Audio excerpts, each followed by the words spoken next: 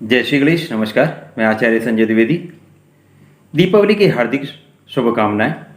दीपावली का पर्व 4 नवंबर 2021 में हर्षोल्लास के साथ मनाया जाएगा। इस पर्व में कुछ मूर्तियों के संबंध में कुछ प्रश्न हैं जो अस्पष्ट हैं। इस बारे में मैं आज ये प्रयास करूंगा कि आपको समस्त चीज़ों के बारे में अपने ज्ञान के अनुसार स्पष्ट कर सकूं, समस्त चीज़ों के बारे में स्पष्टता ला सकूं। प्रथम तो ये कि जो हम लोग साल भर प्रभु की प्रतिमूर्ति का पूजन करते हैं तो उनका क्या करें। तो मैं आपको स्पष्ट रूप से बताना चाहूँगा कि यदि हम लोग मिट्टी की मूर्तियाँ लाते हैं, प्रभु की प्रतिमूर्ति का हम लोग साल भर पूजन करते हैं, तो वर्ष अंत में हम इन्हें विसर्जन करना चाहिए। हमें इनका विसर्जन करना आवश्यक होता है, अतः इनका विसर्जन आवश्यक है। दूसरी चीज़ कि अब प्रभु की मूर्ति को, माता की मूर्ति को हम लाएं तो कैसे लाएं। तो ये आप किसी भी शुभ मुहूर्त में ला सकते हैं, जो कि धनतेरस भी हो सकता है, दीपावली का दिन भी हो सकता है। दीपावली के दिन में मैं आपको समय बता देता हूँ। दीपावली के दिन 10:28 से लेकर दोपहर में 1:15 पर, उसके पश्चात 4:02 से शाम को 5:25 तक अत्यंत शुभ मुहूर्त है, इसमें आप ला सकते हैं।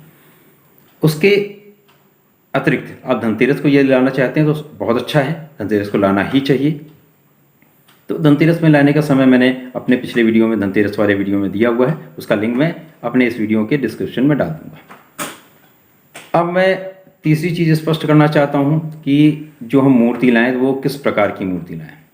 प्रथम तो यदि हम लोग मिट्टी की मूर्तियाँ लाते हैं तो हमें उसमें ये बिल्कुल स्पष्ट कर लेना चाहिए कि मिट्टी की ही है, प्लास्टर ऑफ पेरिस की ना हो।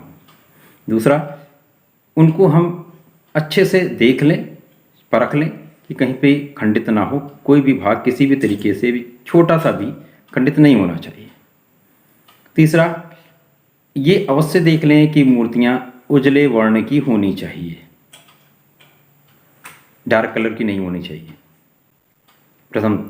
दूसरी चीज़ कि जो भी मूर्तियाँ आप चयन करें, सर्वप्रथम तो गणपति महाराज के बारे में बताना चाहूँगा कि गणपति महाराज दीपावली का दिन जो प्रातः काल है उसमें चित्रा नक्षत्र है, उसके पश्चात स्वाति नक्षत्र मिल रहा है। तो प्रयास ये करें कि श्वेत वर्ण हो या पीत वर्ण के गणपति मिले, अत्यंत शुभ होंगे। उसके पश्चात मुझे ये देखना चाहिए कि गणपति महाराज के हाथ में लड्डू अवश्य हो, गणपति महाराज सिंहासन पर आरूढ़ हो, उनके साथ उनका वाहन अवश्य होना चाहिए, अर्थात मूषक अवश्य होनी चाहिए। प्रभु के हाथ में उनका अस्त्र हो, एक में फूल हो, आशीर्वाद की मुद्रा बनी हो। उसके पश्चात आप बहुत सुंदरता पे भी जा सकते हैं, किस तरह की वो आपके ऊपर डिपेंड करता है, आप पर निर्भर है। एक बात का और ध्यान रखें कि यदि आप सूंड के बारे में विचार कर रहे हैं तो ये प्रयास करें कि गणपति महाराज, वैसे गणपति महाराज की सूंड कहीं पे भी हो अत्यंत शुभ होती है, किसी प्रकार का कोई दोष नहीं होता है। गणपति महाराज पूरे के पूरे ही शुभ हैं, किसी भी तरफ बैठेंगे, कहीं पे भी बैठेंगे, किसी भी तरफ उनकी सूंड हो, कोई इसका अंतर नहीं होता है। ये भ्रम की स्थितियाँ हैं। यदि आप इसको देखना ही चाहते हैं तो बाएं तरफ ले सकते हैं, बाएं तरफ प्रभु के बाएं हाथ की तरफ उनकी सूंड हो, ले सकते हैं, कोई समस्या नहीं। तो ये आप प्रयास करें कि गणपति महाराज प्रसन्न मुद्रा में हों, ये आपको देखना आवश्यक है। इसी प्रकार आप माता की मूर्ति में भी देखें, माता प्रसन्न मुद्रा में दिख रही हो, माता चलायमान ना हो, माता बैठी हुई हो, माता लक्ष्मी यदि कमल पर विराजमान हो, अत्यंत शुभ है। उनके साथ यदि उनका वाहन हाथी होता है तो बहुत अच्छी बात है। नहीं तो माता को ये आप देखें प्रसन्न मुद्रा में हो, माता तो वैसे भी सुंदर है। तो हमें इस बात का ध्यान रखना है, माता बैठी हुई हो, आशीर्वाद की मुद्रा में हो, प्रसन्न हो, और लाल वर्ण में हो, अत्यंत शुभ। लाल हो, पीला हो, पीले वर्ण में भी बहुत सुंदर है। तो आप इन बातों का ध्यान रखें, बहुत ज़्यादा भ्रम की स्थितियों में ना पड़ें। सायंकाल शुभ मुहूर्त में गणपति महाराज, माता महालक्ष्मी को आप विधिपूर्वक पूजा स्थल में स्थापित करें, विराजमान करें, और विधिपूर्वक जैसा कि पूजा का विधान है उस हिसाब से दीपावली के पूजन करें। माता के बाएं हाथ श्री गणपति महाराज बैठेंगे। इस प्रकार से आपको प्रभु और माता को स्थान देना है।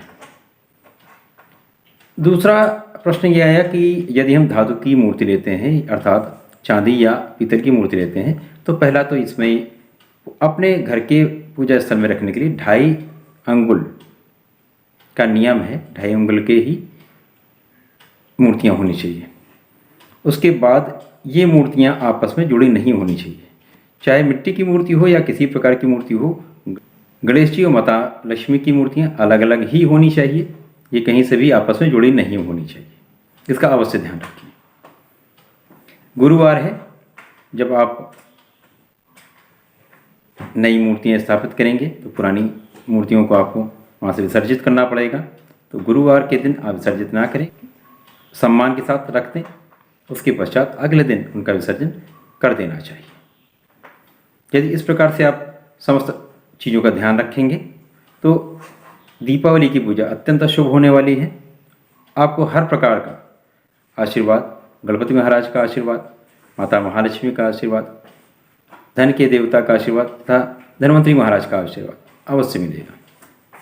तो मैंने अपने ज्ञान के अनुसार सभी भ्रम की चीज़ों को स्पष्ट करने का पूर्ण प्रयास किया है, अतः इनको ध्यान दें और विधिपूर्वक प्रभु की उपासना करें। मन का भाव अच्छा रखें, सात्विक रहें, सात्विक विचार रखें और पूर्ण मनोभाव के साथ, श्रद्धा के साथ पूजा करें।